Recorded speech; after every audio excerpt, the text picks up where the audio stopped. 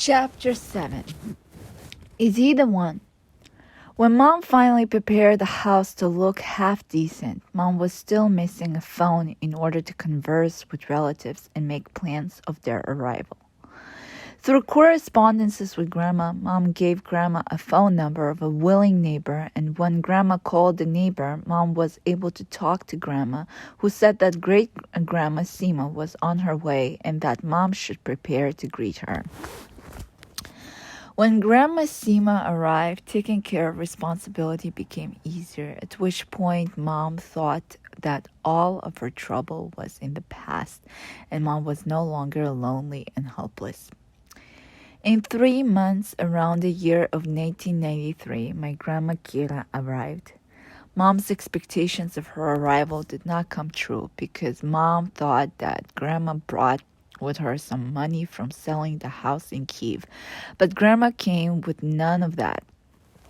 According to logistics, Willie was able to summon his sister, Grandma, for his direct relation to her to legally immigrate to the United States along with all of her family, in which case Mom planned to go, but it did not work out. In order for my aunt to legally immigrate, Grandma had to go to the U.S. with them first, pretending that she was moving as the head of the family, and then from there move to Israel, leaving Anna, my aunt, and her family in the U.S. under the temporary sponsorship of Uncle Willie. Grandma gave all the apartment money to my aunt, leaving nothing to Mom. Mom found that final fact only way later, as she hoped that maybe some money was stored for her. For this reason, as the money wasn't readily apparent, Mom's dream of buying a house had inconveniently shattered. Instead of money, Grandma brought with her a huge wooden container that was full of useless items such as decorative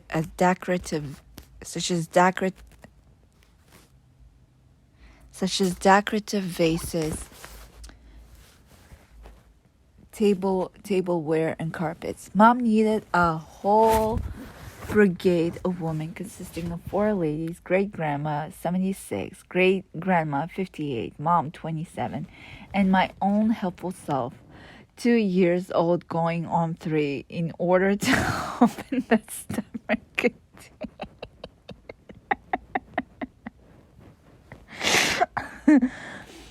Grandma was the commander-in-chief and Mom was managing the hammer.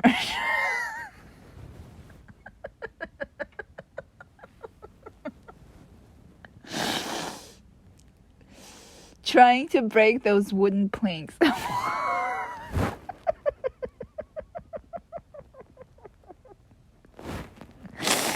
Upon opening that box, great-grandma helped get all the stuff out along with Grandma and Mom while I provided moral support.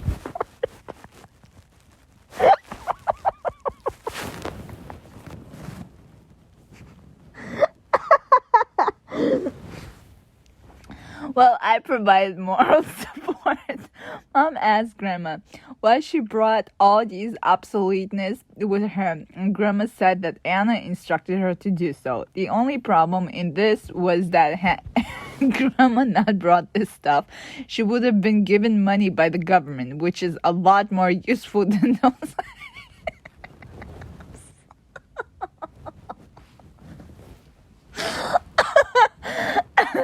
Grandma, in return, started to criticize that she was a bad mother, didn't do anything right in regards to me, and didn't discipline me accordingly. After a while, Uncle Willie...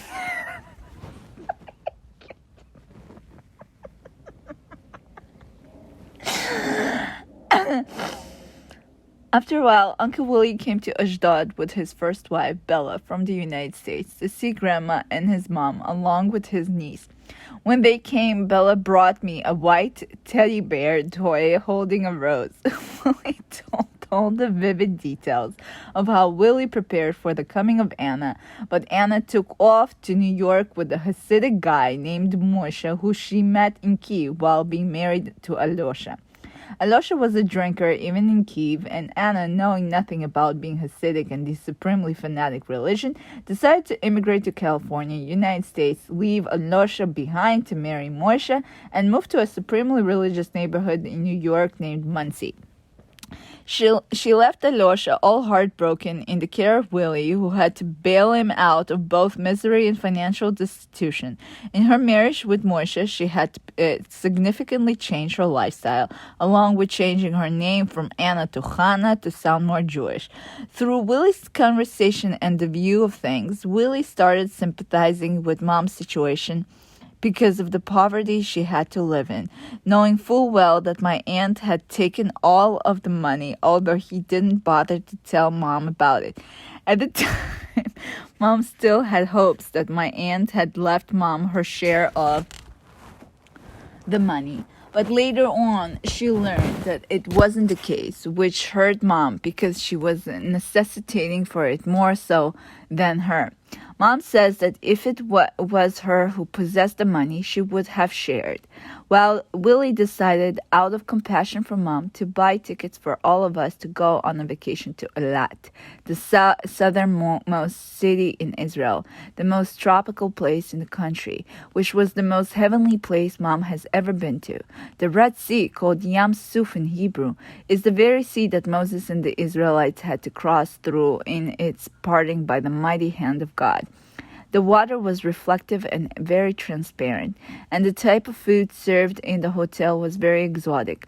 Mom thought that if she had never tasted the food, then the living of her life would have been all in vain. Willie was in complete disbelief that Mom never managed to be in Eilat after 2 years of living in Israel. Mom said in response to that, "Good that you don't know where in fact I've been, Uncle Willie," sparing Willie the gory details so as not to distraught him, while remembering the desert and the battered woman's shelter where she had learned how to wash toilets. Mom was in a very luxurious hotel in a suite that was the size of a whole apartment. During the afternoon meal at the hotel, Mom caught sight of a man who was checking her out. In the evening of that very same day, there were dances. While living in the shelter, Mom was taught how to dance Eastern dances, as well as how to belly dance, and she practiced it on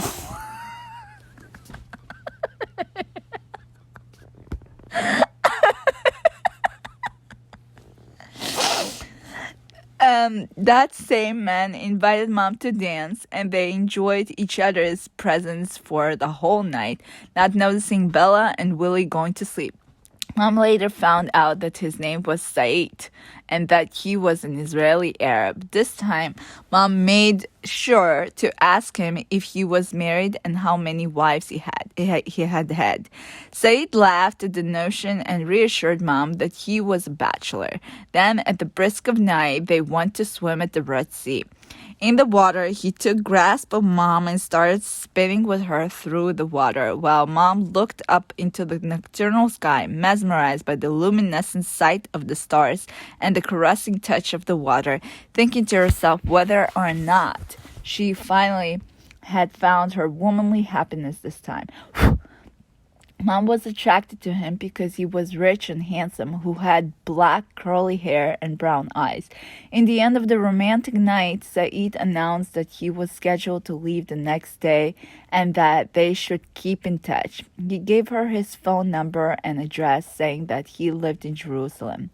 While I was in Eilat with Mom and Grandma, I remember playing with the waves of the Red Sea. I was so courageous. I would catch a wave, dive in, and my head would pop up relentlessly no matter what size the wave was. The water was unusually warm, but even at that age, I saw a couple approaching towards me. The lady was wearing a thong swimsuit, and her bum was all out for everyone to see. As I intently watched this couple, they entered the sea so that the water would be up to their waists, holding each other in a heated embrace. I saw the guy holding the woman's thong and himself. He got naked too, because when the water receded down lower than his torso, his bulbul penis in Hebrew was exposed. I saw his bulbul. I saw his bulbul. I exclaimed in my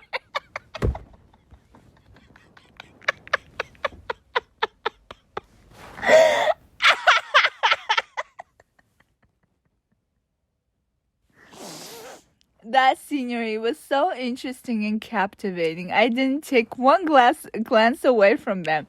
Grandma was somewhere away in the distance, so she didn't notice that I was exposed to what I was exposed to. Nevertheless, as I was fighting the waves, the sea dragged me deeper and deeper into it, and the guards were always watching me from a lofty treehouse, saying, "Yelda ktana, tazuzi achora." Little girl, move back. I knew that it was directed at me because I was the only little girl around. If I showed them resistance, their voices from the microphone became louder and sterner, so I had to obey. This is what my life is like. I'm always facing treacherous waves that are trying to cover me, but I always find myself victorious after diving in and swimming to the top. The guards are like God watching over me, showing his precaution, and I have to obey his authority. As soon as Willie and Bella left back to the U.S. in peace and safety, Mom called Said. He came, and again it was spring. Everything was flourishing, and the sun was shining brightly overhead in harmony to Mom's feelings towards a man of probably her ultimate dreams. Said suggested to go to the biblical zoo in Jerusalem with me, where we fed the giraffe and looked at the wolves, zebras, monkeys, bears, and a tamed elephant that made instructed poses. The animals were in much better condition than in the zoo in Kiev. On top of that, we traditionally ate ice cream, as we always do whenever Mom finds herself a man. While there, Said offered Mom to move to Jerusalem. Because Mom didn't have a consistent job, she was acquiring occasional gigs for cleaning lady duties. Nothing was holding her back, and she agreed. After the zoo, Mom went home with me and exuberantly announced to Grandma that she wanted to move to Jerusalem. Grandma had no objections to that plan because she wanted to be farther away from my dad, but she agreed on one condition, that Mom would consent to leaving me in the care of Grandma, since Grandma felt that Mom wasn't good at her task of taking care of me. Grandma asked to have a different apartment for the three of us, great-grandma, Grandma, and me, while Mom would live with Said separately and visit upon convenience and desire. Mom agreed. Jerusalem of gold, Yerushalayim shel zahav. Here we come. Unfold your beauty and your magnificently blinding light. Bring forth your adventuresome spirit and your might.